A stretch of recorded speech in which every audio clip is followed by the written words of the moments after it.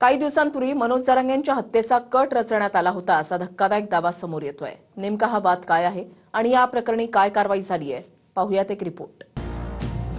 जरांगे पाटलांच्या हत्येचा कट रचल्याचा डाव, 2.5 कोटींची सुपारी, बीडमधून 2 संशयित ताब्यात, पोलीस तपासात एका बड्या नेत्याचं नाव आल्याचाही दावा।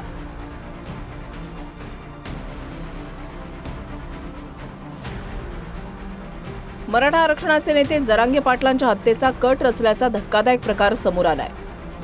गंभीर म्हणजे जरांगेंच्या हत्येसाठी पकडलेल्या दोन्ही संशयित आरोपींनी एका बड्या राजकीय नेत्याचंही नाव घेतल्याचा दावा मनोज जरांगेंनी केलाय। दाव्यानुसार हत्येसाठी 2.5 कोटींची सुपारी देण्यात आली होती, मात्र तो बडा नेता कोण याबद्दल अद्याप चर्चा सुरू असून अधिकृतपणे कोणतंही नाव बाहेर आलेलं नाही। जरांगे पाटलांच्या सहकाऱ्यांच्या तक्रारीनंतर जालना पोलिसांनी बीड जिल्ह्यात एक कारवाई केली। 2 संशयितांना ताब्यात घेतलं गेलं। आरोपानुसार बीड शहरामध्ये काही दिवसांपूर्वी गुप्त बैठका झाल्या। याच बैठकीत जरांगेंच्या हत्येचा कट शिजला। जरांगेंच्या हत्येसाठी 2.5 कोटींची सुपारी ही बैठकीमध्ये ठरली।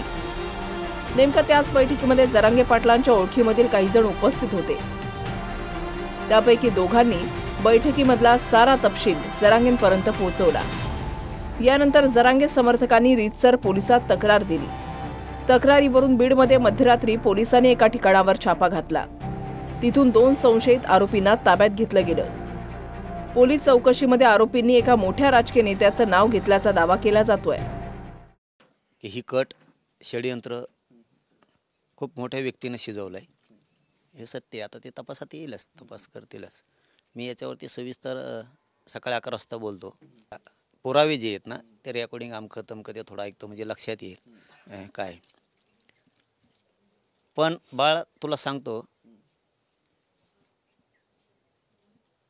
तो लय चुकीच्या ठिकाणी हात घातलास, एवढं लक्षात ठेव।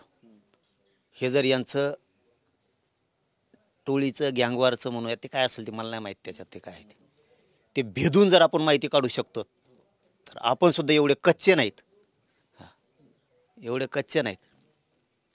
कारण त्यांनी आत्तापर्यंत केलेल्या आणि पुढं होणाऱ्या घटना कधी कळू दिल्या नाहीत। मी माझं जीवनच अर्पण केलं, त्यामुळे असल्या मारायला आणि फारायला आणि भेट नाही मी कोणाला।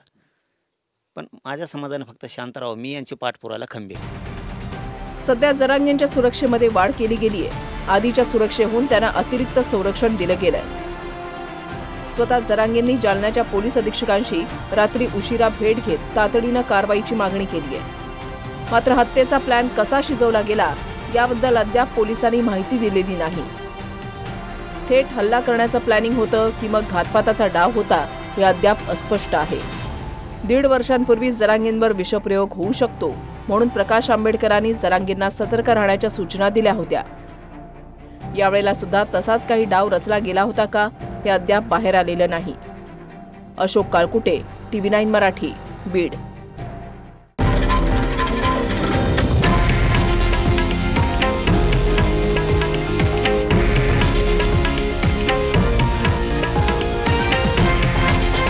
हे आहे देशातील नंबर 1 न्यूज नेटवर्क आणि आपण पाहत आहात TV9 मराठी, एकमेव।